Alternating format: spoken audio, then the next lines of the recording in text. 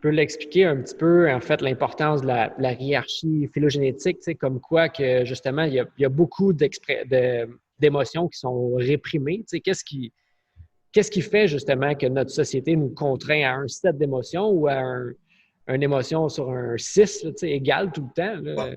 c'est toujours pareil. En vérité, la vie est composée d'extrêmes. C'est-à-dire que tu as besoin d'un côté des joies très grandes, mais tu as aussi besoin de l'autre côté de souffrir, des choses comme ça. Et ça, c'est pourquoi? Parce qu'on n'apprend que comme ça. C'est-à-dire qu'il faut avoir des grandes joies pour nous dire où il faut aller de ce côté-là et dépenser l'énergie, ou il faut avoir vraiment des souffrances grandes pour se dire, pour dépenser l'énergie et se dire où il ne faut pas aller de ce côté-là.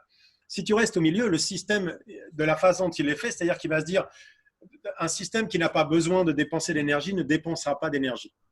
Homéostasie, c'est le premier truc sur lequel on va. Et donc, quand tu as une société qui a eu la dernière guerre, ça a été il y a 75 ans, qui n'a rien eu à affronter dans les dernières 30 ans, tu te retrouves dans une société qui est en train de dire à tout le monde, ne dépensons pas d'énergie. Ouh, restons calmes, tu veux manger ça, tu peux avoir ça, tu veux faire ça, tu as le droit d'avoir ça. Et si tu regardes bien, on est devenu une société qui a permis à peu près tout. En plus, avec l'Internet, tu peux rester à la maison, des trucs comme ça. Et donc, tu vois bien aussi que le premier moment où il y a quelque chose de vraiment grand qui arrive avec le virus, tous les gens sont partis en sucette tout d'un coup. Tu vois bien la réaction de panique qu'on a eue sur quelque chose qui n'est pas si grave que ça par rapport à d'autres choses. C'est grave, mais pas aussi grave que, par exemple, le nombre de morts par rapport à la cigarette par an ou des choses comme ça.